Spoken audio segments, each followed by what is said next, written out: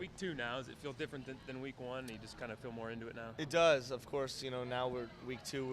We have a lot more offense in, but in terms of adjusting to the tempo, I feel much more comfortable running the offense. You got pads on now. Does it feel a little more like real football than the first couple days? It does. It feels great. I haven't had pads on since last November. Extremely happy, and you can tell there's a lot of energy with the guys. And in that last period, we did a live period, and guys loved that. We did a little Oklahoma drill today, so it was fun. You in that Oklahoma drill? I was not in the Oklahoma drill. It's kind of a rule of thumb to keep the quarterbacks out of that drill. So it was fun to watch, though. How's the offense coming along for you? It's going great. I'm exactly where I want to be. Of course, there's always things you can improve on. But in terms of running at the high tempo and, having an understanding of what's going on all around me and making, managing the offense and, making sure guys are where they need to be, I'm feeling really comfortable.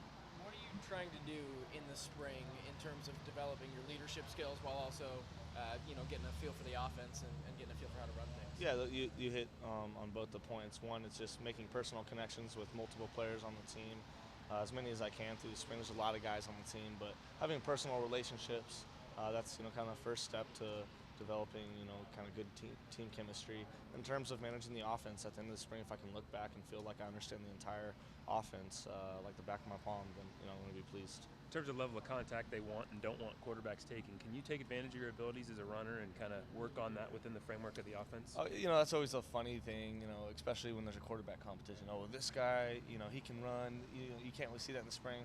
But the way I look at it is, take that tool away and make sure it makes you kind of focus on maybe other things a little more. So, yeah, while you're not going to be running as much, I don't think if anything, that's actually good for a quarterback.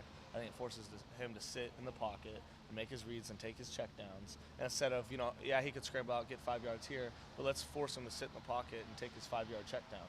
And I think it develops quarterbacks better. So I'm totally for it. I'm all for it. I remember early on in my career, I remember thinking, man, if I take this darn red jersey off, I could be better. I could get better. I could, prove that I'm a better quarterback. But I completely disagree with that now. I think it's good to have the red on the quarterbacks in terms of developing a quarterback. What about the design runs, though, where the quarterback is designed to do an option run? I mean, how do you handle that? Well, we don't really have a whole lot of design quarterback runs. We'll have, almost all of our run plays have an option where the quarterback can, read it and take it. But that's another thing. It really forces you to make the absolute correct read to the point where when you pull it, it's very clear that you made the right choice, because no one's within, 5 yards of you. And it's very clear you're going to get 5 to 10 yards. So there's not a true, we're not out here running quarterback power and quarterback counter. Right. But maybe if you want to do wildcat and put, Royce at quarterback or something, do that. What wide receivers have stood out to you so far? Oh shoot, there's so many of them. I can't put my name on one, but of course the guys that you see right out, running with the ones and stuff. You see Darren, you see Charles. The slots, in this offense, the slot receivers getting a lot of balls. The tight ends are getting a lot. But I can't even pinpoint one. One, there's so many new guys, but two, so many guys make plays. How do you feel about all the weapons around you offensively? Does that excite you? Yeah, it's a treat. It's exciting. I've caught myself a few times throwing a bad ball or not exactly throwing it where I'd like to, and the receiver goes and gets it, and I'm like, oh wow, I'm not used to that. That turns a bad play into a really good one. I'm like, it just shocks me. I'm just like, oh gosh, that worked out, I guess. So I'm not used to that, but at the same time, I got to put those guys in better situations to make big plays. Instead of an underthrown ball, let it hang it out there and let them go get it. So that's one thing I really haven't fully adjusted to is the speed of a deep field route with the receivers. Did you get a chance to work with Dwayne Benjamin today? I didn't. I'm sure his head's spinning, putting in all this new stuff. He hasn't played football in 4 years or whatever it may be. So, but I saw him out there running around, and I saw him talking to DC quite a bit, and looks like they're taking him right in. And that's what I expect of this team. That's how they did it with me. I came in, they took me in, then they'll take him in as well. Dakota, when is the last time that you were part of a quarterback competition? Back to high school? No, for my last job at Montana State, I got in a pretty deep quarterback competition. I was there for a while, so that was, and that competition lasted like a year and a half. And I had another one in high school, so it's a very normal thing. I love them. I love quarterback competitions. I think they bring out the best in everyone. And we kind of had that talk in the quarterback room. I was talking to Travis, and me and him specifically talked about it.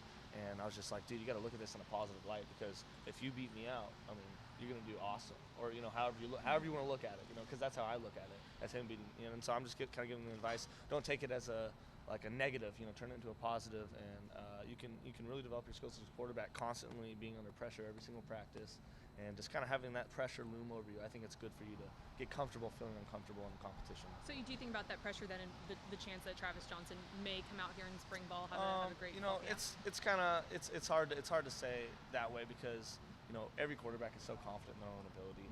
And if you get stuck, and it's the same thing, like if you want to win a championship, you're not out here thinking every day, I want to win a championship, I want to get a ring. No, you're thinking about doing your job and winning the day. And same thing with the competition. You're not thinking about, oh, what's the other guy doing? You just focus on yourself, developing yourself. So at the end of the day, you can go home, look in the mirror, and be like, I did the best I could do today. So your relationship with some of the younger guys, it's going well so Oh, far? it's outstanding. We have a great room. We have a fun room, and that's one thing. Coach Yost brings a lot of positive energy to our quarterback room. But it's a great group of guys. Everyone's real positive. Everyone likes each other. We enjoy meetings, so it's a lot of fun. I could say it's the best entire quarterback room I've ever been a part of. How does Coach?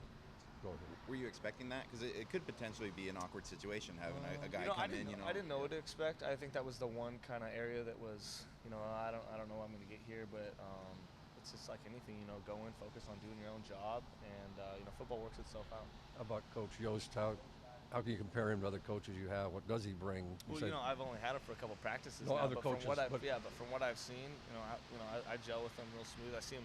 He's a real personable guy. He can coach each player how they are best coached, and you can kind of see him adapt from player to player. And I think that's a great coaching skill to have. So he's doing an outstanding job.